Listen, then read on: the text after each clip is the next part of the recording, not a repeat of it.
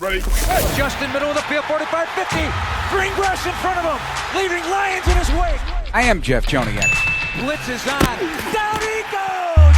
Husker! What was it like playing for Coach Ditka? I don't want to answer any questions like that. 61 yards! A Sunday stroll for Justin Fields. Oh, wow! And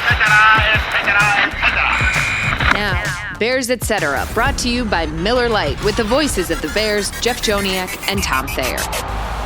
The Super Bowl is come and gone. Episode 55, though, coming alive here on the Bears Etc. podcast with Super Bowl winning Bears guard Tom Thayer. I'm Jeff Joniak.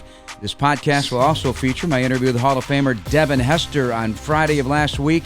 He'll be enshrined with Bears legend Steve McMichael this summer and former Bears defensive end Julius Peppers in the class of 2024. And Tom, let the Bears off season begin. The Bears put out, I don't know if you saw it, I don't know if anybody sent it to you, I should have. The Bears on their X account, Twitter, sent out, did you see all the TVs? Yeah. Oh my God, I thought that was hilarious. I didn't know it came from them initially, but it did. And so, yeah, lots of chatter will begin.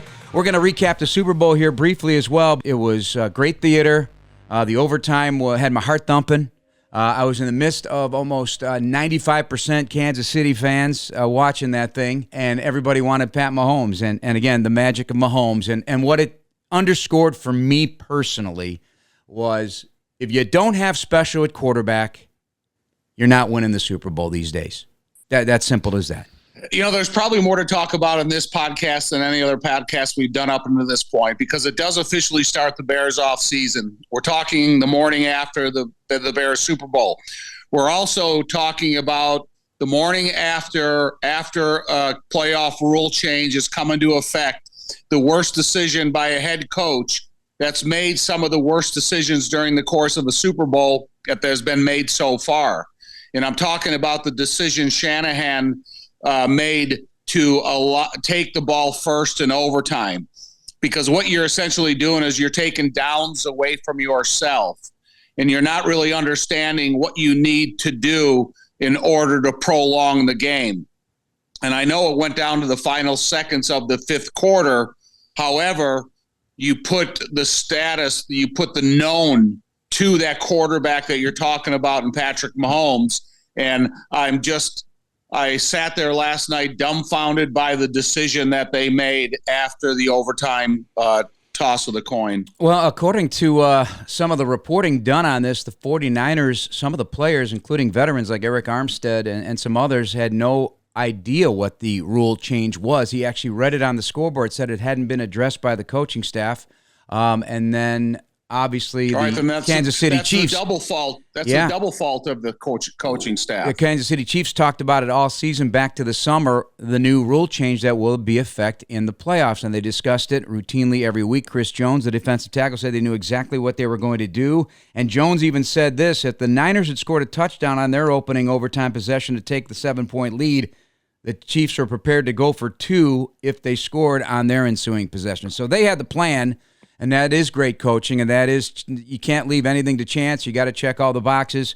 Hey, what's fact, what's fiction? We're not in those locker rooms. We don't know. We're just going on what was reported. But 25-22 Kansas City. I also got to give a huge shout-out, Tom, to Steve Spagnuolo, the defensive coordinator, because you think about these playoffs. And now he's won 4 Super Bowls as a defensive coordinator. Nobody's done that in history. But you take on a Miami team that's all speed and blaze, right? Took them down. He takes care of Josh Allen in Buffalo. Yes, by the skin of their teeth. On the road, though.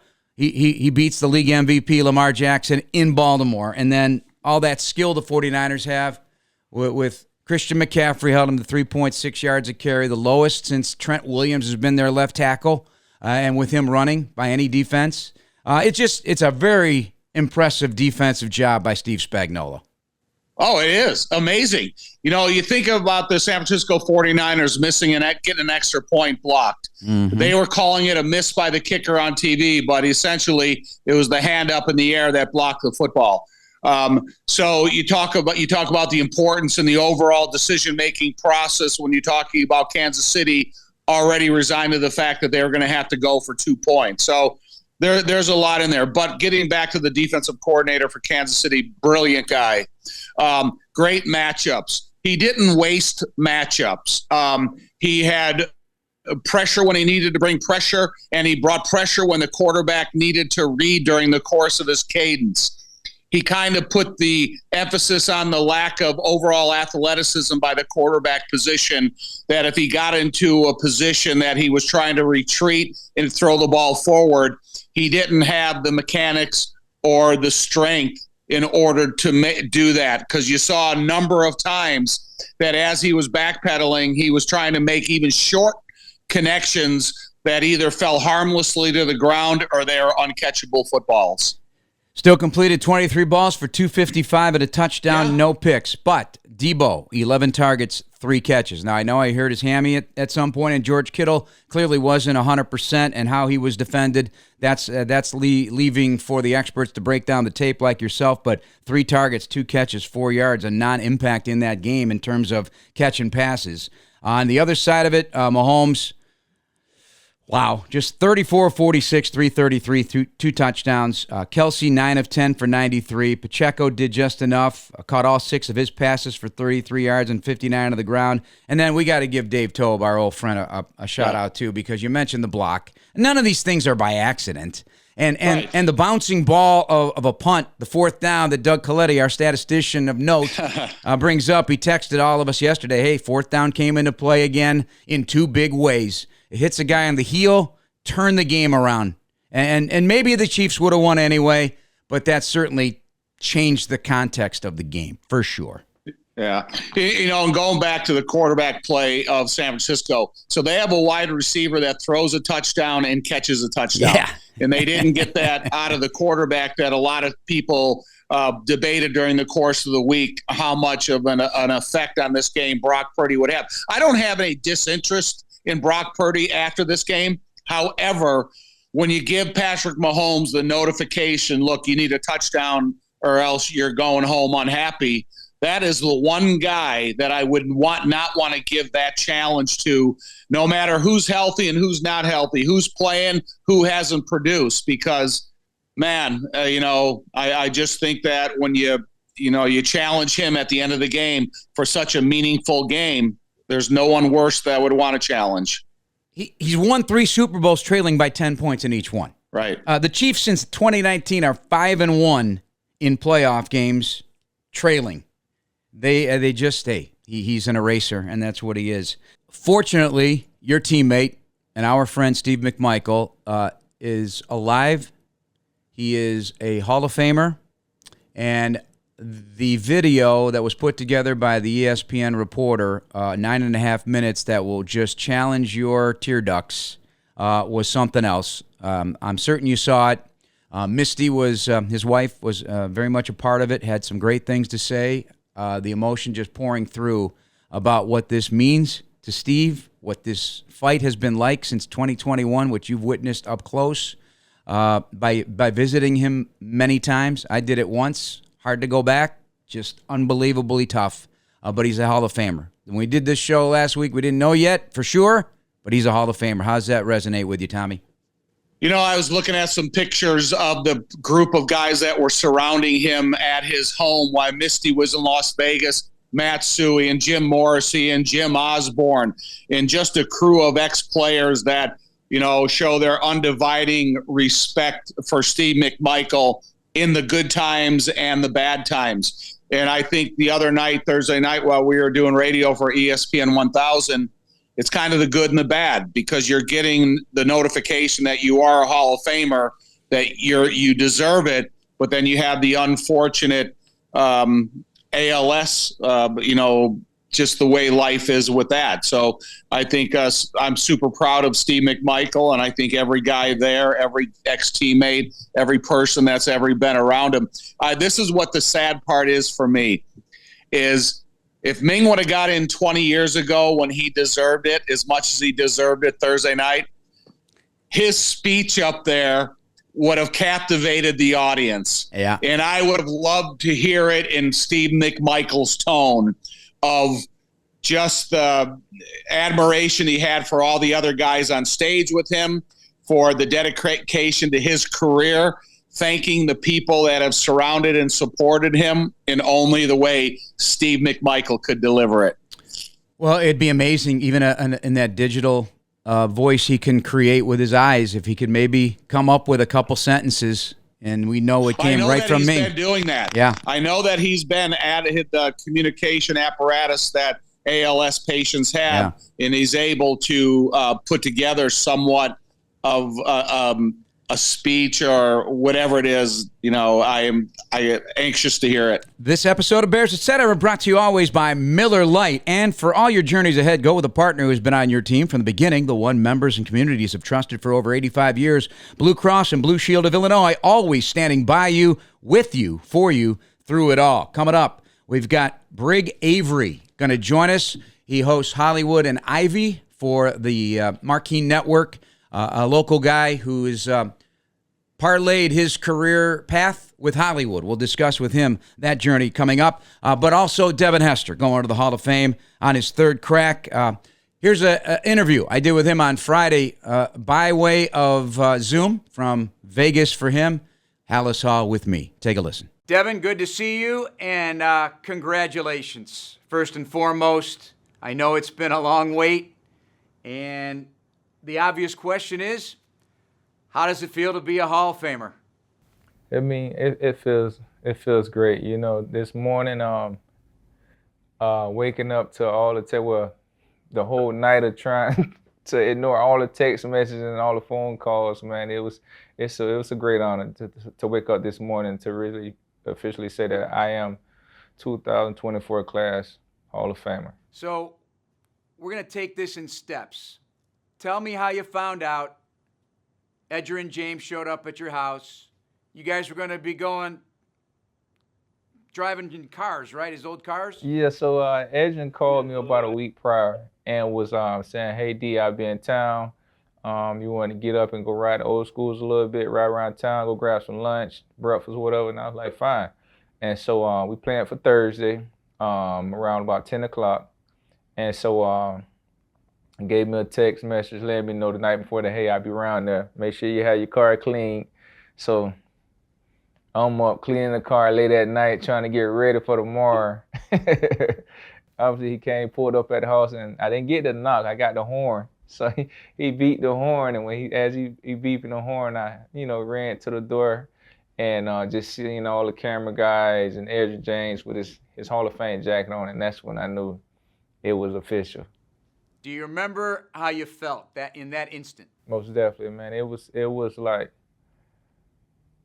as I was going to the door, that's when it really hit me. And I seen the camera guys racing to the front door, and it was like, wow, man, like, it's all said and done. Like, it's finally here. Devin, who's the first person you called? So the first person I called was my mom. And when I called her, I let her know, hey, Mom, I have some news to tell you. And I was like, Mom, out of all the women in the world that have sons that play the game of football, I can honestly sit here and tell you today that you're the 374th mother that can say their son is a Hall of Famer. And she just busted out crying and yelling and stuff, and it was overwhelming. I'm assuming you cried as well. Yeah, I cried a couple times. I actually cried this morning as I was scrolling, looking at the text messages and stuff like that. And of course, I hopped on Instagram, and the first thing that popped up was my son, and he's home now in Orlando, and he posted a picture of me in the Hall of Fame, and then the song that he put on it, it was just a testimony of how grateful he was that I was his father. You know what I mean? And the way I opened up the opportunity for him. That's a great point, Devin, because not every Hall of Famer has been able to share with their own children. Some have passed on already and were posthumously honored. How important is it that your kids at their age right now are watching this unfold for you? It's very important because me as a father, I always want to set a good role model, be a good role model to them, and to have them to be able to say, you know what, my father's a great role model and someone I can look up to, and everything that he does, he tries to make sure that it's the best and it's the right decision. So I leave a great platform for those guys because I know eventually one day I won't be here. And that the moment that happens, you know what I mean? I hope that the foundation that I built for my 3 boys, that they would be able to continue the legacy and, you know, the name, and to say that, hey, one day, you know what I mean, with their kids and their kids, that, you know, you guys know that your grandfather was a great person on and off the field, as well as a Hall of Famer. Back in September, you and I spoke at your home in Orlando, and we talked about the fact that you were not a first-round draft choice. You were not a first-ballot Hall of Famer, which was upsetting to you. But now you're the first return specialist in the Hall of Fame. So as you look back at all those emotions and now where you're at, how would you frame it? How do you feel about it? I feel, you know, I feel blessed. And when I sit back and I look at it, when you go down the list of not being a first rounder, not being first rounder, not being a first ballot Hall of Famer. But then I look back and, you know what I mean, you think about the position that I'm in right now, and it's probably about, I don't even think it's more than one person that can really say, besides right now my situation, that, hey, I'm a Hall of Famer, but I'm the #1 Hall of Famer in my category, my position as a Hall of Famer. It's when you look at everybody else, it could be an argument, you know what I mean? Who's the best quarterback, who's the best running back, receiver, defensive back, linebacker. But to sit in my position, and it's a special, unique situation where I can honestly say that I'm the best to ever do it when it comes to kickoff and punt return. I'm the #1 kickoff and punt returner in the world, and it's a fact right now. Here's what also is a fact, and we talked about this as well, how throughout your whole football life, nobody knew where to play you, what you were. You were not defined as any particular position. But lo and behold, you're one of the best players of all time. You're going to be enshrined. You're going to be there for perpetuity. Now there's a place for you, and it happens to be the Pro Football Hall of Fame. How crazy is that? Most definitely, man. And you know what I mean? I had a conversation with my mom about this situation, and I was like, man, like, of course, you know what I mean? Everyone wants a starting role. You know what I mean? Everybody want to be the star running back, star receiver, whatever the case may be, a starting position. And you know what I mean? When I sit back and I think about my situation, I'm like, wow, man, you know, why I couldn't be a starting cornerback? Why I couldn't be a star receiver? Why I couldn't be where I master a main position? And then, you know, my mom and I talked about it, and I said, Mom, you know what, really, when I sat back and I felt like I prayed about it, and I asked God questions about that situation my whole life. And when I got the opportunity to hear that I was going to be a Hall of Fame, I said, you know what, I felt like God answered my question. And the question that he answered was, listen, sometimes what you want is not always the best thing for you. Sometimes what you want, I may have something better in store for you. And so when I look back, when I say, of course, yeah, if this is what I want, and I ask God, please make me a cornerback or a wide receiver, I can make you that. But guess what? You got 30, 40 people right now that you're competing with, right? And you can be in a situation where, yeah, you can be a corner, you can be an average corner. You could have made the Pro Bowl 4 or 5 times. You know what I mean? Who knows, could have made the Hall of Fame at cornerback. But listen, I want to make you special. And I want to make you what I want to create you to be, which is a great returner. Not only the great returner, but the #1 returner of all time, the best returner in the NFL history. That's what I have in store for you, and that's what I embrace. Is that I can honestly say that I'm the best to ever do it at my position that I was chosen to be in on this earth. So you're going in with other Bear ties. Steve McMichael, the legendary defensive tackle, and Julius Peppers, who played 4 years with the Bears. How important is that as well to you, as this summer is going to be a summer of navy blue and orange? Hopefully, man, that they see this trend, man, and they make sure that we have this game the Bears have to play in this game. You know what I mean? This is a no-brainer. You know what I mean? I don't know who the other team we may play against, but the fans have to be out and be able to see this game in Canton, and to be able to sit and witness 3 great legends that came through the city of Chicago, and to be honored, us 3 guys as NFL Hall of Fame that actually played for Chicago Bears. That is the moment that the city of Chicago needs right now. When you walked onto the stage at Honors and the curtain came up to present the Hall of Fame class of 2024 and your name was announced, can you tell me what your emotions were like? What was going through your head when you walked out there with all those guys? It's so hard to describe it, you know, because, you know, as a kid growing up, we don't think about it. When you 8, 9, 10 years old, you don't think about the Hall of Fame as a kid. You know, you think about what high school I'm gonna play for, what Pop wanted team, you know what I mean, and then maybe what college I'm playing for. And so to look further down in the future and to say that, wow, you know what I mean, when those curtains open up, like, this is the best award and pretty much the last award you can honestly get playing football. There's no other awards I feel like you can achieve. You know what I mean? This is the end of the road. This is like playing Super Mario and you beating King Koopa and you jumping on the flag. It's no more playing. It's pretty much over. And that's pretty much how it is. See, I say one thing though.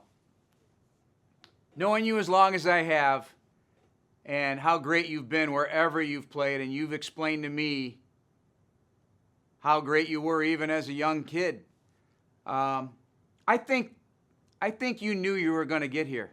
I really do. I think you knew way back to playing Pop Warner. You may not believe it, but I think you knew it deep down that you were going to be special. You agree with that? Yeah, most definitely. I could sense that growing up as a kid, that I was blessed to be special when it came to football. Everything just came so natural and so easy to me where it was effortless. And I knew being in the right situation and on the right team that the talents that I have, regardless of where I played. And that's why it made me so special. And that's why I'm pretty much, you know what I mean, a special team, because I was so talented to do everything, you know what I mean? And regardless of where you put me at, I was going to succeed at it. And that's the blessing that I was blessed with, and that's why I'm so special. There's also some special teammates, and you played with a bunch, but, you know, the names that pop into my head that were on those returns with you, blocking for you, you know, they pop up from Israel Idonije to Charles Tillman to Rasheed Davis to Jason McKee. I'm missing guys, but a piece of them are going in with you to the Hall of Fame. And I know they realize it, and they have pride in it. What would you say to those gentlemen, and to Coach Dave Tobe, and to General Manager Jerry Angelo, and Coach Lovie Smith, and that whole group? So, man, that whole organization on down from Lovie Smith to Jerry to Coach Dave Tobe, man, I appreciate the opportunity of jumping out on a limb. I know it was a big hesitant about me in the draft. And like you say, this kid here, great talent, but doesn't have a locked position. And to really, really take that chance and pull that trigger and draft me was a great honor. And I'm hopeful that I made them proud for the decision that they made. You know, some draft picks, you know, some of the coaches and the GMs could be scratching their head right now 4 or 5 years from now saying, why did we pick this guy? So I'm hoping that I made them proud, and as well as the city.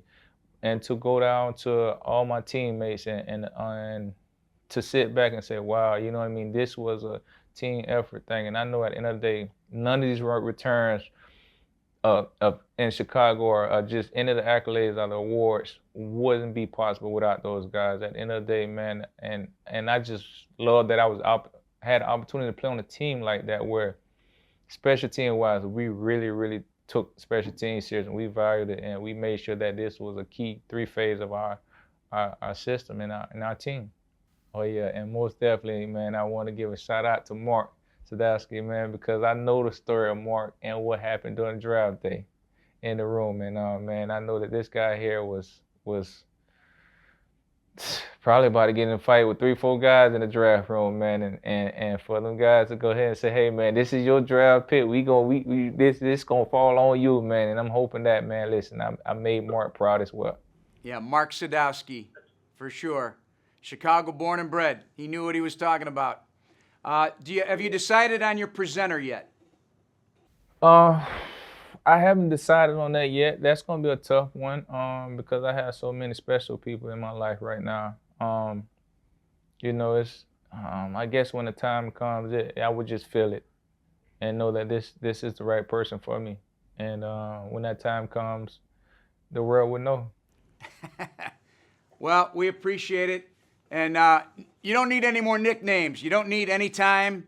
You don't need Windy City Flyer. You don't need "You are ridiculous," because you are. But now it's just Devin Hester, Hall of Fame, class of 2024.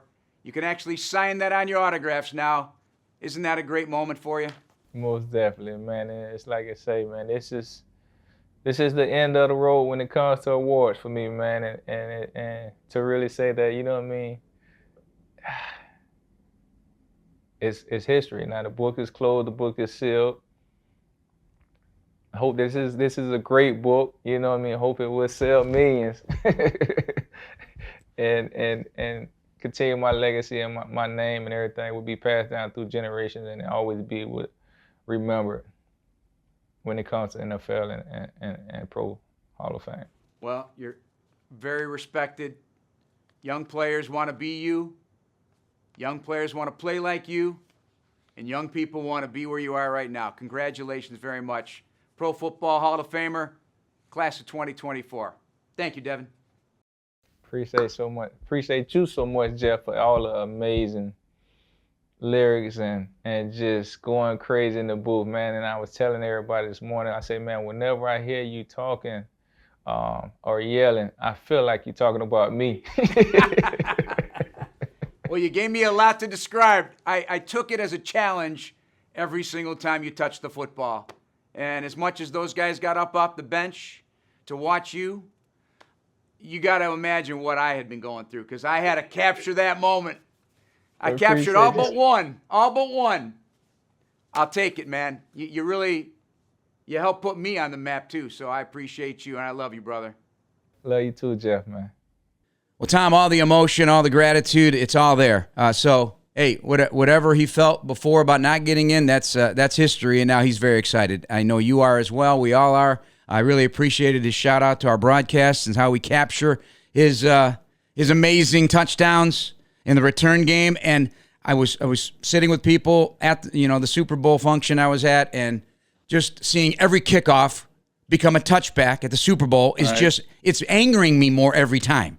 After we watched what we watched with this Hall of Fame talent, unique, best ever, and you continue to have these touchbacks, it's awful. It's got to change. But anyway, your thoughts on Devin officially going to the Hall of Fame and what you heard in that interview? Well, I've heard you interview a lot of players over the years, and I enjoy every one of them. But one thing that I loved about the interviews that I've recently watched, not only the one you did during the season, but this one that you recently did, is how much it meant to Devin. Yeah. Because I think as we broadcast the game for these active players, we don't really get to tap into what their emotional attachment is to the game that they're playing. And then when you get an opportunity to listen to a lengthy interview by Devin Hester during the season, then you get to listen to another one right at the Hall of Fame announcements are made. It kind of it inspires me, because I'm glad it's been important to him, because you don't know it until you actually hear it and see it. And I'm glad what I've got to hear and see to understand the importance and the role of football, not only played in his life, but is going to play in the future lives of the Devin Hester family. No question. Game day snacking calls for good foods, chunky guacamole made with Hass avocados, tomatoes, onions, cilantro, and a squeeze of lime juice. It's the perfect snack to watch while the Bears win. Score some today at your local grocery store. Game day is guac day. When it's time to tackle some game day deals, then go with the grocer who's been a part of Chicago since 1899. Jewel Osco, the official grocery store of the Chicago Bears. Jeff and Tom, back with you on the Bears Etc. podcast, episode 55, and we're brought to you by Miller Lite. Joining us now, sports journalist and podcast host Brigham Avery. He goes by Brig with us, and he's got a lot of connections to Chicago and Hollywood, and you've seen it on Marquee Sports Network, interviewing some of the great Hollywood stars with Chicago connections. Thanks for taking the time to join us, and did you survive Super Bowl 58? I did, and it's such a pleasure to be with you Jeff and Tom. As you say, football is great. I loved it. It was a lot to watch. It was exhausting to watch that Super Bowl, but I tell you, the defensive lines really brought it. But we talked about, I would talk about turnovers and how important they are to as far as making victories happen. But yeah, I survived. Yes, it was very exhausting. I'm glad you guys did it too. And it's been 38 years, Tommy, since the Bears have won a Super Bowl, of which you played in. And you brought up, Brig actually brought it up during the break here. We were talking about the Bears fumble early in that game, and you still have nightmares. I do. I know that Briggs said Jim McMahon took responsibility for it because we didn't have the right formation. However, when you look at the fundamental and the technique of the play, it was more my fault. I'm working a combination block with Keith Van Horn, and I kind of read it incorrectly, and I let Garen Veras split us and hit Walter Payton before he controlled the fumble when I was going up to the linebacker, Stevie Nelson. But Brig and Jeff, you got to take this into account. As a Chicago guy growing up in Joliet, I was walking off the field at the second play of the game going, oh, my God, I'm from Chicago, and I could be responsible for the Bears losing a Super Bowl. And Brig, you're familiar with Chicago sports as well as anybody, and all those memories of Chicago sports failure goes through your head, and that's what I was thinking as I went to the sideline. And if you remember, Tom and Jeff, the Patriots were big for getting turnovers. They'd beaten the Raiders. They'd beaten the Dolphins. That's still one of the most amazing postseason runs, I would say, is the 85 Patriots going on the road and taking all those teams down, specifically using turnovers. And you guys turned it over, and everybody's thinking, oh, boy, this is an omen. But, that was not the story that day, thankfully. You would have never been able to live with yourself. I wouldn't have. I would have been. It would have been unrecoverable, and I would have felt the wrath of all Chicago sports fans for my life. Brig, when I was first talking to you, I was amazed your mental recall of the entirety of the Bears' life. Have you ever met one of the celebrities, one of the Hollywood people, a Chicago person that has as quality as mental sports recall that you have? Well, I mean, it's interesting. I've just been talking a lot, guys, and I know that we're you're much younger than I am, but I all know we watched Taxi at some point in our lives, and Mary Lou Henner has something. She's also from Chicago. She has something, gentlemen, called HSAM. And HSAM is an acronym for Highly Superior Autobiographical Memory. And so you can kind of, I don't know if I don't have it like she specifically does, but there's some traits that I've learned, especially in this show and recalling, just as far as this stuff. And we talked, Jeff, in our first conversation, Tom and I talked a lot about the 85 Bears and about the 86 Bears and kind of, what led to, unfortunately, that a team that I feel should have won at least 3 Super Bowls. And I remember the penalties, the turnovers, and all kind of those specifics that just kind of, it's amazing. But I love to remember it's a passion that I have. And it's like you guys, Tom, you walk out on the field and you smell, the whatever it is, the football field, the essence, that, and Jeff in the broadcast booth. I love, it's a passion that I have for Chicago and for, just remembering the sentimental realities of sports and life. All right, so we've seen you on Marquee, and how did you get to know Cicero's very own and Chicago sports fan Joe Montana that you guys started working together? He's the executive producer of the show that you guys work on. And how did that relationship start? It seems seems it's interesting. Amazing. I don't know how much time you guys have both. Well, I know Tom Sert's in Hawaii. You probably fly through LA on your way to Hawaii. I don't know how much time you guys spent here in Southern California through the years. Joe had a place called Taste Chicago. It was an Italian, food, specifically Chicago food. And I had a podcast that we broadcast live from his restaurant. And on August 28th, 2016, we had him on and he talked about the Cubs winning the World Series. We made kind of a prognostication, kind of like what they have in Groundhog Day, where, you know what I mean? And so he came on as Fat Tony and said, if the Cubs don't win this year, there's not going to be a cement shoe shortage for umpires, something of that nature. It was hilarious. And so it's kind of like Jeff and Tom, the first party in old school. Remember that Mitchapalooza? Everybody just kind of hangs around there. So we called that World Series, Joe and I did. And ever since then, what I realized in that moment talking to Joe is that Cub fans have a connection with each other, and Hollywood celebrities have a connection with being Cub fans. There's so many of them that you can talk about the sentimental value of being a Cub fan and what it's like for someone like Vince Vaughn going to Wrigley Field as a kid, then coming back and throwing out the first pitch. So that kind of chemistry, that unique understanding of Cub fans, of Chicago people, and really of Hollywood celebrities kind of coming together in that unique moment. Well, the interesting thing about that, too, and we can make the connections because everybody's a sports fan at some level, but performers, as we all are in this business, and the guys that play between the white lines, whatever the sport may be, there is a similarity. There is a passion for what you do and this never-ending search for perfection and excellence and to be liked and to just make your mark. And so you've made that natural connection with the love of sports and this Hollywood gang of Chicago natives. How fulfilling has this been for you? And give us some of your favorite moments with some of these celebs. Well, it's amazing, Jeff and Tom. I will tell you this. One of the best moment I had was talking to Bob Odenkirk, and the great Bob Odenkirk. What he specifically said and what he communicated uniquely was what it means and how we all become Cub fans. And how that happens, gentlemen, is the fact that the reality of the Cubs being a day baseball team and the fact that it's so hot in Chicago during the summer.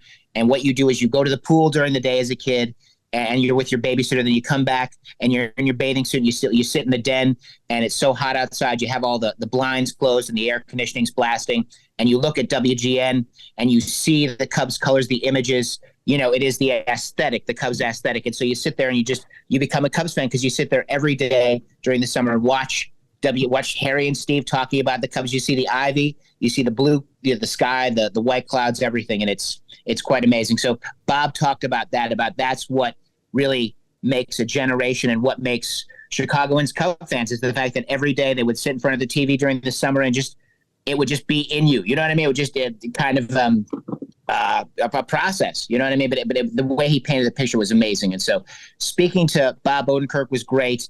Talking to Billy Corrigan about the connection with his grandmother, taking him to Wrigley Field once a year, and how she would listen to the Cubs every day and she would cry if they lost. I'm talking about lost a day game in July. She was very emotionally attached. And so just the unveiling of the passion, Jeff, is really what I love, and kind of hearing and peeling back that reality of so many great stories and great passionate fans and what they've done. James Belushi talking about the last movie he was in, or Tupac was the last movie he was in, was with James Belushi called Gang Related. And James Belushi would sit with Tupac Shakur and they would talk about Frank Sinatra. And Tupac had never heard of Frank Sinatra. He never heard Fly Me to the Moon until James Belushi played it. Wow. And one of the things about this memory is I like to remember dates. And Tupac finished filming Gang Related with James Belushi and died about 3 weeks later. So and then I'm able to remember this and recapture this and reignite these emotions and these feelings and these moments with Belushi was great. So that's a collection. And please, you can check out my YouTube channel at Brigham Avery Productions and see all the episodes right now. So please do that and enjoy. And there's a lot more of this. So if you like what you heard, we got more.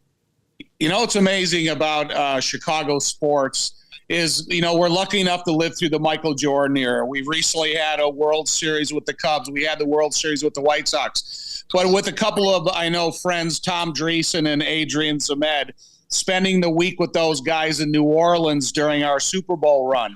And it's kind of amazing, no matter what the sports success are, the Chicagoan comes out in all of these guys. Yeah. And I know Adrian told me the other day that you're a former comedian, and I don't know if he just thinks you're a funny guy or a comedian. But I think the attraction of sports kind of attaches all Chicagoans to each other. And I'll tell you the story. The way Adrian tells the story is that you guys remember Dance Fever, don't you? Sure, we all do. We watch Dance Fever on Saturday afternoons. Adrian was the host of Dance Fever, and the great Merv Griffin was the executive producer. And during your Super Bowl, Tom, Merv gave Adrian 2 limousines, 3 sweet hotels, and you guys that was kind of your bread and butter for partying it up in New Orleans, right? Clear the French border and fire up the gumbo. So he told, and the driver was a unique person, I'm told, unto himself. In many essences, Hollywood and Chicago interacting January 1986, amazing, right? And Adrian, I mean, he got to work with Heather. His co-stars were Heather Locklear, Michelle Pfeiffer, and he was in a student film with Daryl Hannah where they were in a ranch out in Oregon, and she was his love interest. So I mean, he got to do those things, yet he's still real enough to, and he was in Bachelor Party too. He's still real enough to come and obviously party with the Bears, but obviously hang out with a great guy like me too. So he never forgot who he is. But, that's the great thing about it is having the opportunity to grow up in Chicago, be part of the Super Bowl team, then have kind of an attachment of people that we admire from watching them on TV and going, wow, these guys, sports is important to these guys, and it's kind of cool. And for you to have that type of exposure to these modern day guys, it's got to be thrilling for you as well. Hey, Brig, who's the biggest Bears fan among the Hollywood elite out there that have the Chicago ties from your perspective? Because we've seen, Bill Murray's been on this. I'll tell you who it is. Okay, I'll tell you who it is. And he is because of who he is and what he is it's the history, the essence is George Wendt. Yeah. George Wendt, with the Bears and just everything with him being captured as a super fan. And I would say he is the biggest as far as passionate fan. I think Vince Vaughn is probably, I would imagine, just dialed in with a lot of what they do. I think Gary Cole's a pretty big Bears fan. But George Wendt, you just have to give it to him for sentimental value. You know what I mean? Right. It's everything that he was and did. And he has some amazing stories too. So Adrian's Med was on the Love Boat with Tim Reitman. Did you guys know that? And that there were Tim, whoever he was dating at the time, there were these famous sisters, these hot 80s twins that were on a lot of stuff. They were Aaron Spelling favorites. And so Tim Reitman and Adrian's Med were actually on the Love Boat together. Oh, that's funny. Well, he was a UCLA guy, so he had the LA connection, Tommy. Did you know that? Absolutely. Yeah. Oh, yeah. I knew that. I've gone to a couple of LA haunts with him when he was in his heyday, and I'm trying to think of his girlfriend's name at the time. It'll come to me eventually. But. Yeah. Well, I mean, if you see the picture of these women, they're unforgettable. That, and then the great thing too is that I feel too, I'm so happy and it's unique that these Bears are getting recognized in the Hall of Fame. I love seeing Mongo get in. I love seeing Devin Hester get in. There was nobody like Devin Hester as far as somebody that would take the ball and could score at any time. And the closest thing I saw to that was a former alumni of yours, Tom, named Ragib Ismail. So it's kind of nice to see someone like Devin Hester take that to the next level of the NFL and do what he did. And, I think in a lot of ways he's the MVP of that 2006 season. So it's great to see the past and the future Bears going to be enshrined in Canton in August of 2024. I look forward to seeing Mongo and Devin Hester, kind of a bookend, guys, of then and now. Yep. Well, representing the last 2 Bears Super Bowls, that's for sure. And we've seen 38 years go by. I found it interesting. I read about how long it has taken some franchises to repeat or even get into the Super Bowl again. But this is crazy. Like, you don't put this in perspective. And you're talking about some great franchises here. So the Jets, it's been 55 years. 50 for the Miami Dolphins. And we look at the Dolphins, or the Shula Dolphins, as, and it is what it is. 40 for the Vegas Raiders now. 38 for the Bears. 32 for Washington. 29 for the 49ers, despite the fact they've been in 19 NFC title games since 1970. 28 for Dallas. And 12 franchises have yet to win a Super Bowl, including the Lions and Vikings. So it's not easy. There's nothing easy about it. Kansas City is making it look easy at times here. San Francisco now has lost 3 straight Super Bowls, so that's a tough one for them. Or maybe it's 4. Wait a second. Let me go back on that before we continue. I got to make sure here.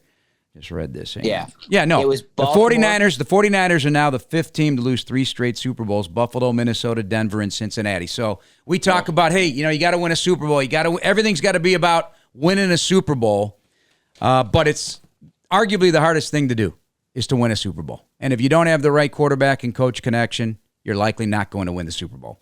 There's going to be some outliers, but you're not going to win the Super Bowl. We hope, Brig and Tom, this offseason is going to be special for the Bears. It certainly is set up that way to have a lot to talk about, maybe for Super Bowl 59 as we near that next arrival in New Orleans. But, Brig, we're going to let you go. We appreciate it. Thank you so much. And tell us once more what you guys are working on and what's ahead for you. We Hollywood and Ivy, currently on the Marquee Sports Network. My YouTube channel is Brigham Avery Productions, all episodes there. And then Joe Montaigne and I got a lot cooking. So I look forward to coming back and maybe bringing some celebrities or connecting you guys to some of the people we spoke about, because I know they'd love to come on. I think they'd be great guests. So Hollywood and Ivy currently on Marquee, Brigham Avery Productions on YouTube, and the future is looking bright. I can't wait to tell you what Joe Montaigne and I have cooked up and what we're going to do. It's going to be amazing. And thank you so much for your time. Honor to speak to both of you, quality gentlemen. Appreciate it. Best of luck to you, man. We're looking forward to hearing more. Tommy, any final thoughts for the guy here? Your man, Brig Avery. Well, listen, man, I love Chicago celebrities. I like to cook, and I like to hear what he's got on tap because, we all, see the marquee and what they got going over there. So I'm excited what Brig is going to introduce us to next. And Tom, thank you so much for having me, buddy. I really appreciate you connecting me. It's great to talk to a Notre Dame guy, a Chicago guy, and a quality guy. Can't wait to talk to you. Thanks, guys. It's hard to pass Vince Vaughn in the Rudy movie. I don't want to go there. Right? I grew up with Rudy, and it's had to be a big thrill for him. The biggest thrill, and John Favreau is in that too. He's kind of a precursor to what he is. He's big, then he loses weight, then he gets big again. So it's kind of nice to see how he ends up in that. Pre-swingers, before they were swinging, they were in South Bend. The character that he played in the movie was a really good friend of mine when I went to Notre Dame. And it's kind of funny to see the character that he played in the movie was actually the bartender in the scenes at Corby's. So, oh my God. Wow. Unbelievable. I love how he would correct himself from swearing too. My girlfriend says I can't say that no more. So you know what I mean? He would correct himself from using foul language with double negatives, which is a win-win for all of us, guys. Yes. I think I'm sounding like Vince Vaughn now. Outstanding. One of the best. All right, we appreciate you, Brick. Thanks for your time. Thanks, Jeff. Thanks, Tom. Have a great day. Thanks, Bear down, guys. Bear down. Vizzy Hard Seltzer. Flavors for every vibe. Celebrate responsibly. Molson Coors Beverage Company, Milwaukee, Wisconsin. And it tastes like Miller Time, fans. Celebrate responsibly. Miller Brewing Company, Milwaukee, Wisconsin. 96 calories and 3.2 carbs per 12 ounces. A lot on the table for the Bears here. Got a lot on the table. They're heading into this offseason. As I mentioned to Devin, it's going to be a navy blue and orange summer. We hope it's going to be a navy blue and orange 2024 season. But they are going to dominate the headlines. Whatever is up their sleeves, we're going to start digging in deep because the Combine's about 2 weeks from now, and that's when it gets serious. And shortly after that, they made their deal last year. Will they do that again?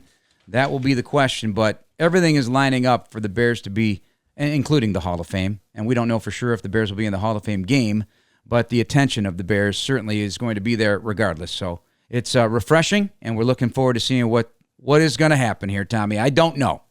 I really don't know. Is it refreshing, Jeff? It's frustrating to me because I have an opportunity, whether I'm walking the dogs or sitting around home, and there's always sports playing in the background.